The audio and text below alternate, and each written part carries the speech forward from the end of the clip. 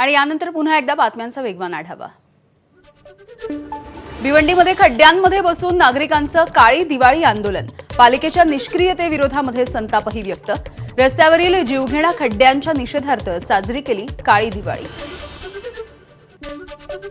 ऐन दिवाळीमध्ये त्र्यंबकेश्वर रस्त्यावरील नागरिकांवरती रास्ता रोको करायची वेळ आली आहे। रस्त्याच्या रुंदीकरणाचा कोणताही मोबदला न देता होणाऱ्या भूसंपादनाला शेतकऱ्यांनी विरोध केला। गोरेगावमध्ये ठाकरेंच्या शिवसेनेचं अनोखं आंदोलन, पाणी टंचाईच्या विरोधामध्ये वॉर्ड ऑफिसच्या समोर अभ्यंग स्नान करत केलं आंदोलन। पाणी प्रश्न त्वरित सोडवा अशी आंदोलकांची मागणी। काँग्रेसचे माजी आमदार दिलीप माने यांच्या भाजप प्रवेशाच्या आधीच पक्षामध्ये दुफळी, भाजप कार्यकर्ते करणार धरणं आंदोलन। दिलीप माने यांच्या भाजप प्रवेशाला भाजपच्या पदाधिकाऱ्यांकडूनच सध्या विरोध होतोय। सोलापूरमध्ये कार्यालयासमोर आंदोलन करणाऱ्या कार्यकर्त्यांची भाजप शहराध्यक्षांनी समजूत काढली। कलंकित नेत्यांना प्रवेश नको असं म्हणत जोरदार घोषणाबाजी।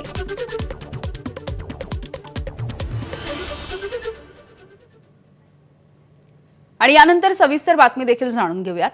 मराठी सिनेसृष्टीमधील प्रसिद्ध अभिनेते, निर्माता आणि दिग्दर्शक महेश कोठारे यांनी भाजपच्या दिवाळी पहाट या कार्यक्रमामध्ये बोलत असताना आपण भाजप आणि पंतप्रधान मोदींचा भक्त आहोत असं म्हटलं होतं।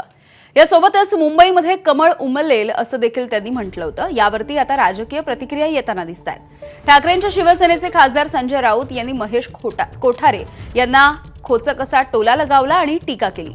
प्रत्येकाला मत व्यक्त करण्याचा अधिकार आहे, पण तुमचे सिनेमे फक्त भाजपच्या लोकांनी पाहिलेले नाहीत असं राऊत म्हणाले। तसंच तुम्ही असे काही बोललात तर तात्या विंचू तुम्हाला चावेल, रात्री येऊन तुमचा गळा दाबेल असंही त्यांनी गमतीने म्हटलंय। संजय राऊत यांच्या या टीकेवरती भाजपचे माध्यम प्रमुख नवनाथ बन यांनी टीका केली। महेश कोठारे मोदींचं समर्थन करतात आणि राऊतांना मिरच्या लागतात। तात्या विंचू तुमचा विलन आहे आणि आमचा हिरो महेश कोठारे आहे, फरक इतकाच आहे असं प्रत्युत्तर नवनाथ बन यांनी दिलंय।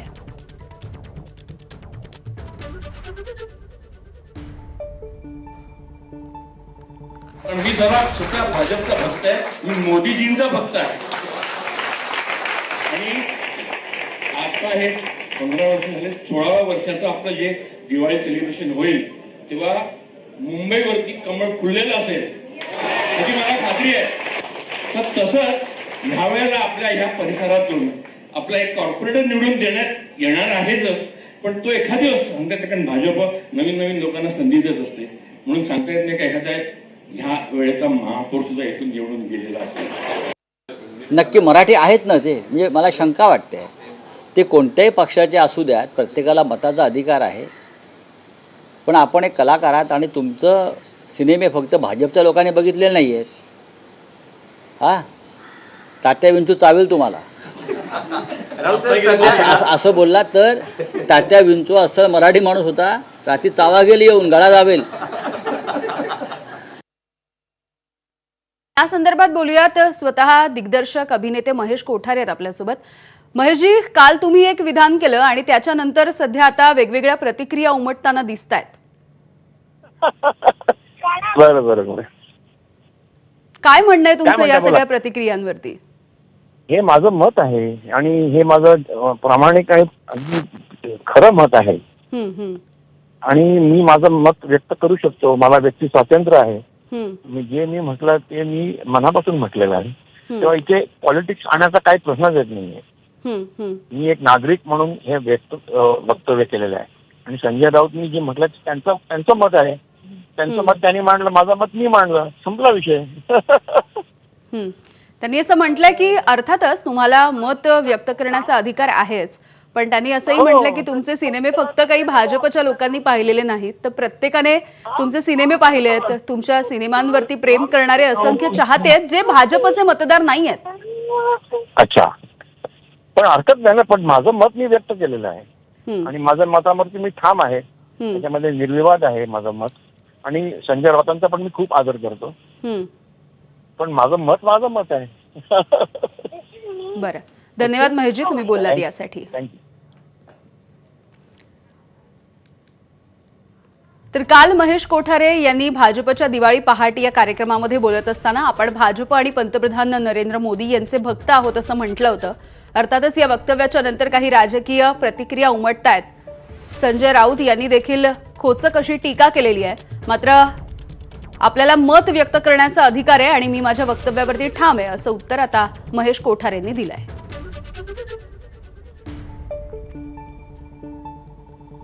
पुन्हा एकदा उर्वरित बातम्यांचा वेगवान आढावा. स्वाभिमानाने विरोधकांमधील सगळ्यांनी राजीनामे देऊन गप्प बसलं पाहिजे. विरोधी पक्ष नेत्यांपासून सर्वांनी राजीनामा द्यावा आणि मग बॅलेटवरती बोलावं. मंत्री उदय सामंत यांची प्रतिक्रिया.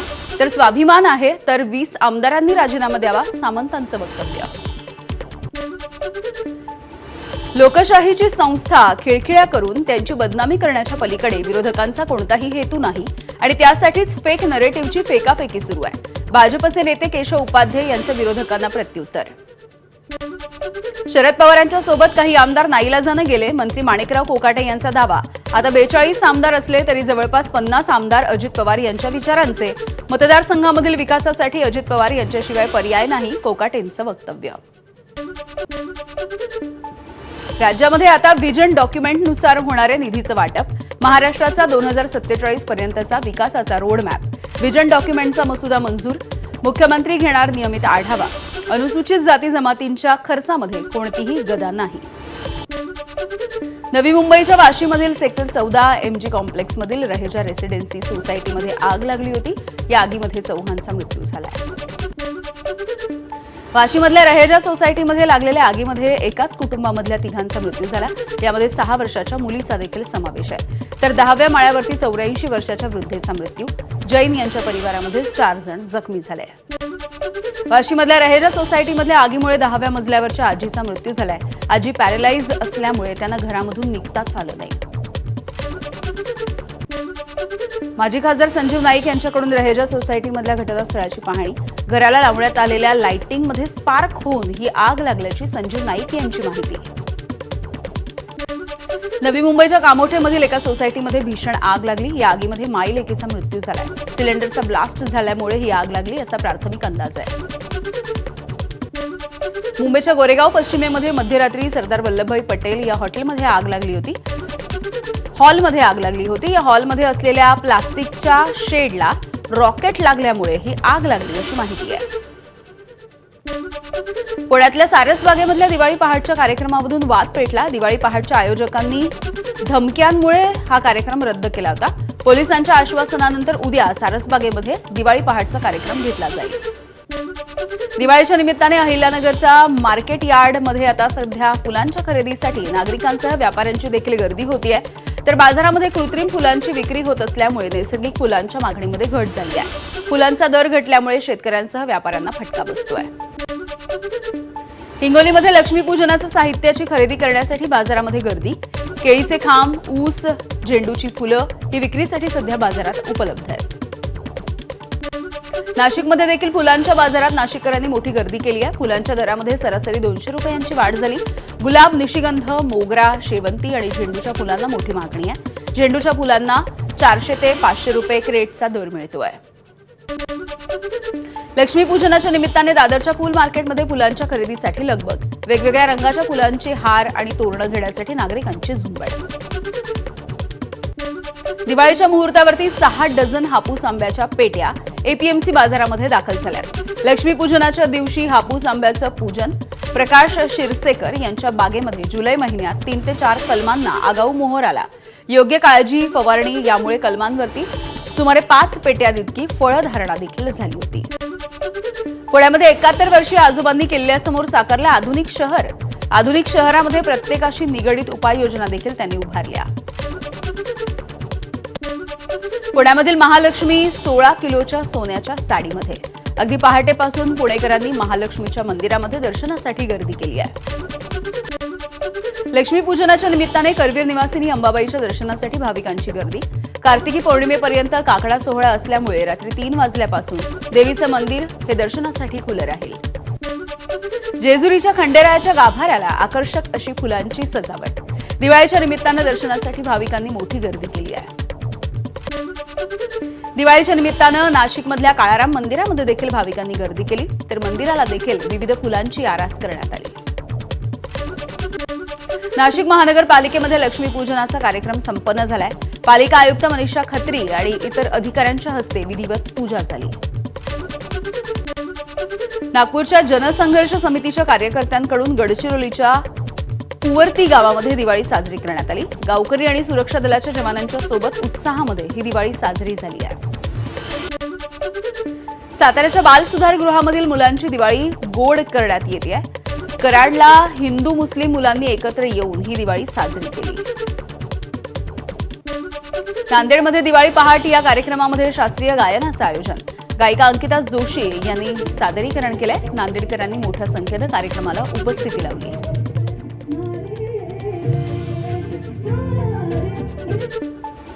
पनवेल महानगरपालिका आणि श्री रामशेठ ठाकूर सामाजिक विकास मंडळ यांच्यातर्फे दीपावली पहाट या कार्यक्रमाचं आयोजन. सुप्रसिद्ध गायिका बेला शेंडे यांच्या सुमधुर गाण्यांची मैफिल झाली. पनवेलमधील पिल्लई महाविद्यालयामधील मराठी वाङ्मय मंडळानं दिवाळीच्या निमित्तानं सिंहगडाच्या किल्ल्याची प्रतिकृती साकारली आहे. मराठी परंपरा आणि अस्मिता जपण्याचा निर्धार, स्वराज्याचा इतिहास सांगणाऱ्या सिंहगडाचं सुंदर दृश्य. ठाण्यामधील स्वर्गीय निर्मलादेवी चिंतामण दिघे उद्यान इथे राष्ट्रीय पोलीस स्मृती दिन साजरा. उपमुख्यमंत्री एकनाथ शिंदे यांच्यासह अनेकांची उपस्थिती. रत्नागिरीमध्ये देखील पोलीस स्मृती दिन साजरा झालाय. 21 ऑक्टोबर 1959 रोजी चीनच्या विरोधामध्ये लढत असताना शहीद झालेल्या पोलिसांना श्रद्धांजली अर्पण करण्यात आली. उद्योगमंत्री उदय सामंत यांची देखील उपस्थिती. एमसीए कार्यकारिणीच्या निवडणुकीच्या आधीच हरकतींचे फटाके. फ्रेंड्स क्लबच्या श्रीपाद हळवेंचं निवडणूक निर्णय अधिकाऱ्यांना पत्र. 213 मैदान क्लब्सपैकी 156 क्लब्सची धर्मादाय आयुक्तांकडे नोंदणीच नसल्यामुळे 156 क्लबचं सदस्यत्व आता रद्द होण्याची शक्यता आहे. चंद्रपूरमध्ये आदिवासी वीर शहीद बाबूराव शेडमाके यांच्या हुतात्मा दिनी विशेष कार्यक्रमाचं आयोजन. जिल्हा कारागृहामधील स्मारकावरती पालकमंत्री अशोक उईके यांच्यासह मान्यवरांनी आदरांजली वाहिली आहे. प्रदूषणाचे नियम मोडणाऱ्या कंपन्यांवरती कारवाईला सुरुवात झाली आहे. महाराष्ट्र प्रदूषण नियामक मंडळाची नियामक पावलं सध्या पडताना दिसत आहेत. भांडूपच्या लेक रोड परिसरामधल्या कंपनीला 24,35,000 रुपयांचा दंड ठोठावण्यात आला. उकाड्याने हैराण झालेल्या मुंबईकरांना अखेर काहीसा दिलासा मिळण्याची शक्यता आहे. शहरामधल्या तापमानामध्ये गुरुवारपासून 2 ते 3 अंशांनी घट होण्याचा हवामान अभ्यासकांचा अंदाज आहे. मुंबईच्या पूर्व आणि पश्चिम उपनगरांना जोडणाऱ्या मेट्रो 2B या प्रकल्पाच्या अंतर्गत मंडाले ते चेंबूर दरम्यानचा पहिला टप्पा लवकरच पूर्ण होणार आहे आणि हा टप्पा नागरिकांसाठी खुला देखील होईल. प्रकल्पाला मेट्रो रेल्वे सुरक्षा मंडळाचं प्रमाणपत्र. आजपासून कोकण रेल्वे मार्गावरती बिगर पावसाळी वेळापत्रक लागू होईल. दिवाळीच्या पार्श्वभूमीवरती कोकण रेल्वे मार्गावरील प्रवास हा अधिक गतिमान होणार आहे. बुलढाण्याच्या संग्रामपूरमधल्या पिंपरी गावामध्ये दूषित पाण्यामुळे नागरिकांना डायरियाची लागण, तर प्राथमिक आरोग्य केंद्राला मात्र कुलूप आहे. गावांमध्ये नळ योजना नसल्यामुळे विहिरीवरून सध्या पाणी भरावं लागतंय. वाशिमच्या मानोरा तालुक्यामधील रामतीर्थ गावामध्ये 15 एकर शेतामधल्या सोयाबीनच्या गंजीला अज्ञातांनी आग लावली आहे. सुडाच्या भावनेमधून ही आग लावल्याची माहिती मिळते आहे. ज्येष्ठ पत्रकार सुरेश भट्टेवरा यांच्याकडून कुसुमाग्रज प्रतिष्ठानच्या कार्यवाह पदाचा राजीनामा. भट्टेवरांनी 5 वर्षामध्येच राजीनामा दिलाय. भट्टेवरांच्या राजीनाम्यामुळे विश्वस्त मंडळामधले मतभेद सध्या उघड झाले आहेत. काँग्रेसचे नेते सुनील केदार यांना मातृशोक. सुनील केदार यांच्या मातोश्री लीलाबाई छत्रपाल केदार यांचं वृद्धापकाळामुळे निधन झालंय. माजी वित्तमंत्री महादेवराव शिवणकर यांच्या कुटुंबियांचं नाना पटोले यांनी सांत्वन केलं. पटोलेंनी घेतलं महादेव शिवणकर यांचं अंतिम दर्शन. मुंबई गुन्हे शाखेकडून बनावट BARC शास्त्रज्ञाला अटक करण्यात आली आहे. आरोपी अणुबॉम्बच्या आराखड्याशी संबंधित असल्याचा पोलिसांचा संशय आहे. तर घरामध्ये सापडले 14 संवेदनशील नकाशे आणि अनेक कागदपत्र. महिला ग्रामपंचायत सदस्यासह पतीला 4 जणांनी मारहाण केली आहे. भंडाऱ्याच्या लाखांदूर तालुक्यातली ही घटना आहे. अॅट्रॉसिटीच्या अंतर्गत 4 विरोधामध्ये गुन्हा दाखल. गावामध्ये सुरू असलेल्या आरो प्लांटच्या कामामध्ये भ्रष्टाचार होत असल्याचा आरोप करत ही मारहाण झाली.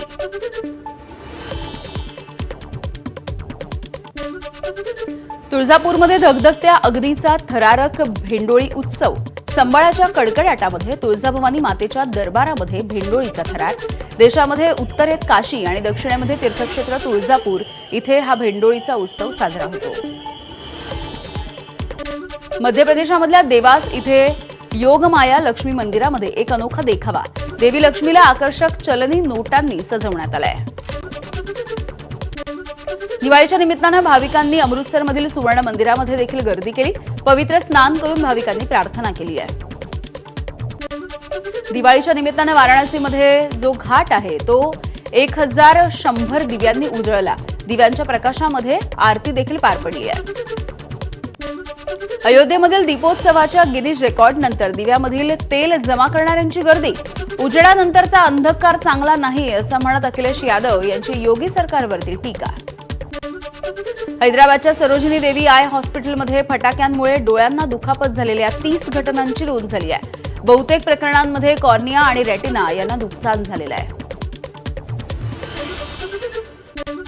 ओलाचे संस्थापक आणि सीईओ भाविश अग्रवाल यांच्यावरती आत्महत्येला प्रवृत्त केल्याप्रकरणी गुन्हा दाखल झालाय. बंगळुरूमधील एका कर्मचाऱ्यानं आत्महत्या केली आणि त्यांच्यावरती झालेल्या छळाची माहिती देणारी 28 पानांची सुसाईड नोट देखील सापडली आहे. हरिद्वारमध्ये एका मगरीनं दहशत पसरवली होती. लक्झर परिसरामधल्या जैतपूर गावामध्ये ही मगर शिरली. वनविभागाच्या पथकाने या मगरीला रेस्क्यू करून अधिवासात सोडलंय. उत्तराखंडमधल्या रामनगरमध्ये अचानकपणे हत्ती रस्त्यावरती आल्यामुळे चालकांनी आपली वाहनं जागीच टाकून पळ काढला आणि यानंतर हत्तीने ही कार उलटवून टाकली. इस्रायलचा गाझावरती पुन्हा एकदा हल्ला. इस्रायलच्या हल्ल्यामध्ये 44 पॅलेस्टिनींचा मृत्यू झालाय. बॉम्बस्फोट सुरूच असल्यामुळे रुग्णवाहिका कर्मचाऱ्यांना इस्रायलच्या नियंत्रणाखाली असलेल्या भागामध्ये पोहोचणं देखील कठीण होऊन बसलंय. फ्रान्सची राजधानी पॅरिसमध्ये चक्रीवादळामुळे भीतीचं वातावरण आहे. या वादळामुळे एकाचा मृत्यू झाला तर 9 जण जखमी झाले.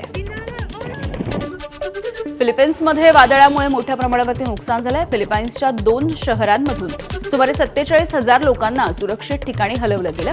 पुरामुळे 2 लोकांचा मृत्यू झालाय. व्हेनेझुएलाच्या अनेक भागामध्ये पुरामुळे प्रचंड नुकसान होत आहे. मुसळधार पावसामुळे नद्या दुथडी भरून वाहत आहेत.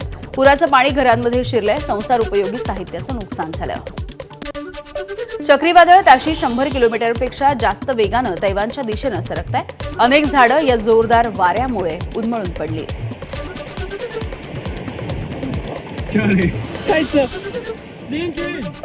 अयोध्येमध्ये राम मंदिर बांधल्यानंतरची दुसरी दिवाळी. राम शिष्टाचार राखण्यासाठी आणि अन्यायाविरुद्ध लढण्यासाठी शिकवतात.